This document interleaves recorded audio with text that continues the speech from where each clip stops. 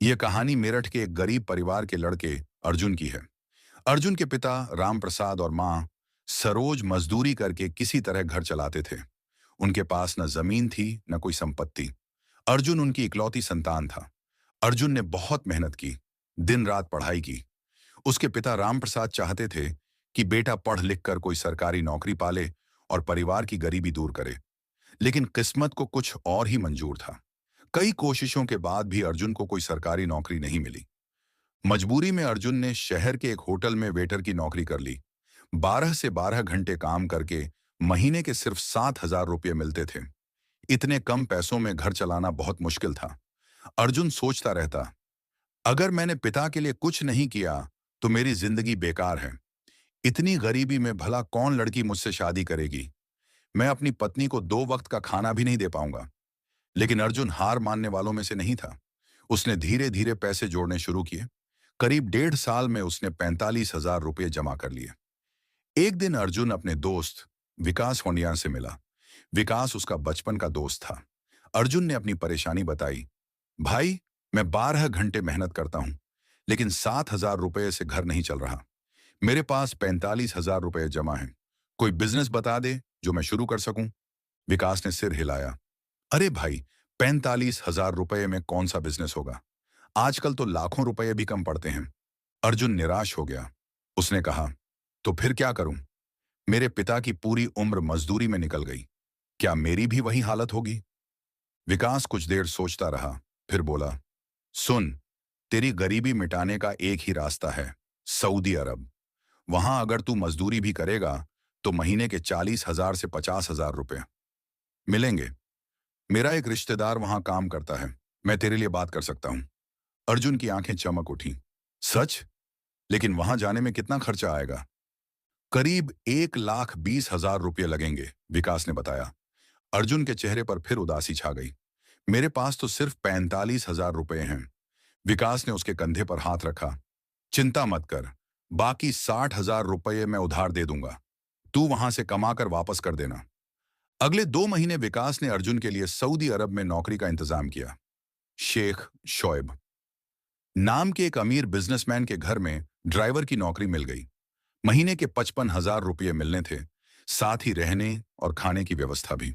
अर्जुन ने अपने माता पिता को समझाया कि वह कुछ समय के लिए विदेश जा रहा है। राम प्रसाद और सरोज ने आंखों में आंसू भरकर बेटे को विदा किया।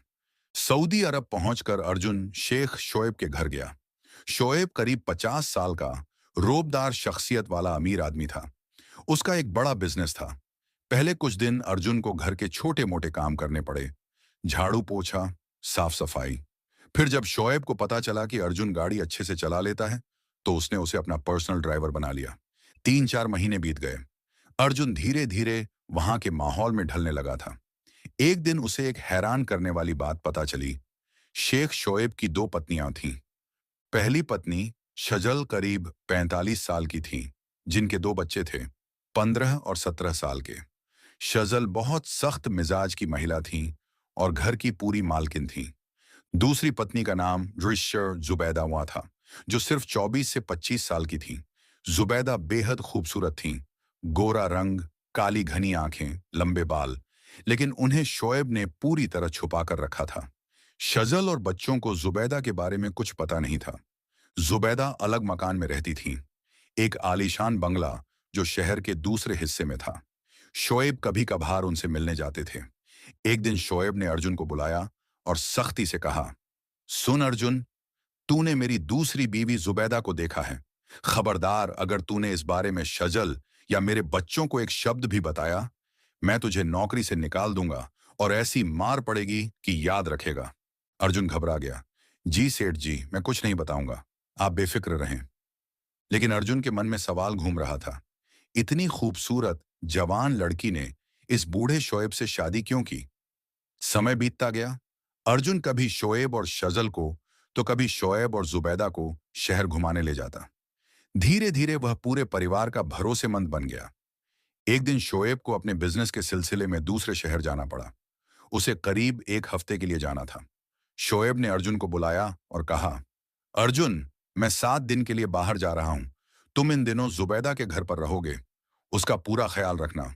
उसे जो भी चाहिए तुरंत लाकर देना, कोई कमी नहीं होनी चाहिए। अर्जुन ने हामी भर दी। शोएब ने जुबैदा को भी समझाया, देखो, मैं 7 दिन के लिए जा रहा हूं। अर्जुन तुम्हारे बाहर के कमरे में रहेगा। उससे ज्यादा बातचीत मत करना। जरूरत की चीज बताकर बुला लेना, बस। जुबैदा ने चुपचाप सिर हिला दिया। शोएब के जाने के बाद पहला दिन बहुत औपचारिक रहा। जुबैदा अपने कमरे में रहीं और अर्जुन बाहर। जब भी कोई जरूरत होती, जुबैदा आवाज देती और अर्जुन काम कर देता। दूसरे दिन थोड़ी बातचीत होने लगी। जुबैदा ने कुछ सामान बाजार से मंगवाया, अर्जुन लाकर दे गया। जुबैदा ने शुक्रिया कहा तो अर्जुन ने भी, मालकिन, यह मेरा काम है, कहा। तीसरे दिन जुबैदा ने अर्जुन को चाय बनाने को कहा। जब अर्जुन चाय लेकर आया तो जुबैदा ने कहा, बैठो, तुम भी पी लो। अर्जुन हिचकिचाया, नहीं मालकिन, मैं बाहर पी लूंगा। अरे बैठो भी, इतना परेशान क्यों होते हो? जुबैदा ने मुस्कुराते हुए कहा। अर्जुन बैठ गया। दोनों चुपचाप चाय पीने लगे। फिर जुबैदा ने पूछा, तुम कहां से हो? मेरठ से, मालकिन। परिवार में कौन कौन है?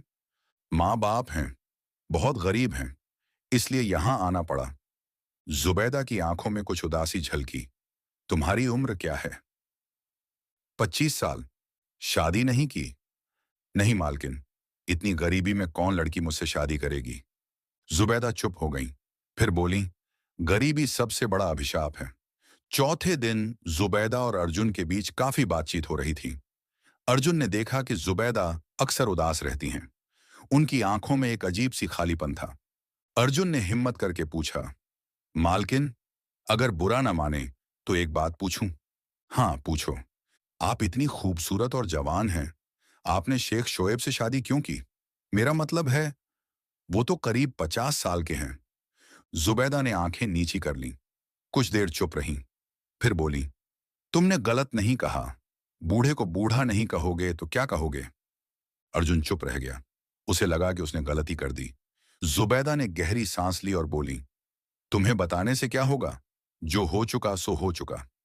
मालकिन, दिल का बोझ किसी से बांटने से हल्का हो जाता है। अगर आप मुझे दोस्त समझती हैं तो बता सकती हैं। जुबैदा की आंखों में आंसू आ गए। उन्होंने अपनी कहानी सुनाई। मैं भी सऊदी अरब के ही एक गरीब परिवार से हूं। मेरे पिता शोएब के होटल में वेटर थे। शोएब ने उन्हें बहुत सारा कर्ज दे रखा था, करीब 5 लाख रुपए। मेरे पिता रोज मेहनत करते, लेकिन कर्ज चुका नहीं पाते थे। एक दिन शोएब हमारे घर आया। उसने मुझे देखा तो उसकी नजर बदल गई। कुछ दिन बाद उसने मेरे पिता से कहा, अगर तुम अपनी बेटी की शादी मुझसे करा दो तो मैं सारा कर्ज माफ कर दूंगा और तुम्हें हमेशा मदद करता रहूंगा। मेरे पिता के पास कोई चारा नहीं था। उन्होंने मुझे समझाया कि यह बहुत अमीर घर का रिश्ता है। मैं नहीं चाहती थी, लेकिन परिवार की मजबूरी देखकर मान गई। लेकिन यह शादी चोरी छुपे हुई, न रजिस्टर्ड हुई, न किसी के सामने। शोएब की पहली पत्नी शजल को कुछ पता नहीं। सारी संपत्ति शजल के नाम है। अगर उन्हें पता चल गया तो शोएब को सब कुछ खोना पड़ेगा। मैं बस एक रखैल हूं, पत्नी नहीं। पूरा दिन इस बंगले में अकेली रहती हूं, कोई बात करने वाला नहीं। शोएब महीने में 2-3 बार आता है। मेरी जिंदगी एक सुनहरे पिंजरे जैसी है। यह कहकर जुबैदा रोने लगी। अर्जुन का दिल पिघल गया। उसने जुबैदा के आंसू पोंछे और कहा, मालकिन, रो मत। जो हुआ सो हुआ, लेकिन आप चाहें तो इस मुसीबत से निकल सकती हैं। जुबैदा ने सिसकते हुए कहा, कैसे? शोएब बहुत ताकतवर है। हम कहीं भी भाग जाएं, वो हमें ढूंढ निकालेगा। लेकिन आपकी शादी तो रजिस्टर्ड नहीं है। कानूनी तौर पर आप उसकी पत्नी नहीं हैं। जुबैदा चुप रह गईं। उस दिन के बाद दोनों के बीच नजदीकियां बढ़ने लगीं। अर्जुन और जुबैदा साथ बैठकर घंटों बातें करते। दोनों एक दूसरे को समझने लगे थे। जुबैदा को अर्जुन में वो सब दिखाई देने लगा जो शोएब में नहीं था। समझदारी, प्यार, अपनापन। 5वें दिन शाम को जब अर्जुन अपने कमरे में जाने लगा तो जुबैदा ने उसका हाथ पकड़ लिया। आज यहीं रुक जाओ, जुबैदा ने धीरे से कहा। अर्जुन घबरा गया। नहीं मालकिन, ये ठीक नहीं। क्या ठीक नहीं? मैं अकेली हूं, तुम अकेले हो। हम दोनों को एक दूसरे की जरूरत है। अर्जुन ने जुबैदा की आंखों में देखा। उन आंखों में तड़प थी, अकेलापन था, प्यार था। उस रात दोनों ने एक दूसरे का साथ दिया। पहली बार जुबैदा को लगा कि वो जिंदा हैं। पहली बार उन्हें प्यार का एहसास हुआ। छठे दिन सुबह जुबैदा और अर्जुन साथ उठे। दोनों की आंखों में एक अजीब चमक थी। जुबैदा ने कहा, अर्जुन, कल शोएब वापस आ जाएगा, फिर तुम मुझसे दूर हो जाओगे। मैं ये बर्दाश्त नहीं कर सकती। मैं भी नहीं कर सकता, अर्जुन ने कहा। लेकिन क्या करें? मेरे पास न पैसे हैं, न डॉक्यूमेंट्स, सब शोएब के पास हैं। जुबैदा मुस्कुराई। शोएब ने बहुत सारा पैसा और तुम्हारे सारे कागजात मेरे पास रखे हैं। अगर तुम मुझसे सच्चा प्यार करते हो, तो चलो, आज रात ही यहां से भाग चलते हैं। भारत चलते हैं। अर्जुन हैरान रह गया। लेकिन शोएब, शोएब कुछ नहीं कर पाएगा। हमारी शादी रजिस्टर्ड नहीं है। अगर उसने हमारा पीछा किया, तो मैं उसके खिलाफ केस कर दूंगी कि उसने मुझे जबरदस्ती रखा था। उसी रात जुबैदा और अर्जुन ने भागने की तैयारी की। जुबैदा ने करीब 15 लाख रुपए, नकद, ज्वेलरी, अर्जुन के डॉक्यूमेंट्स, सब कुछ एक बैग में भरा। जुबैदा ने एक चिट्ठी लिखी। मैं अपनी मर्जी से अर्जुन के साथ भारत जा रही हूं। हमारी शादी रजिस्टर्ड नहीं थी, इसलिए कानूनन मैं तुम्हारी पत्नी नहीं हूं।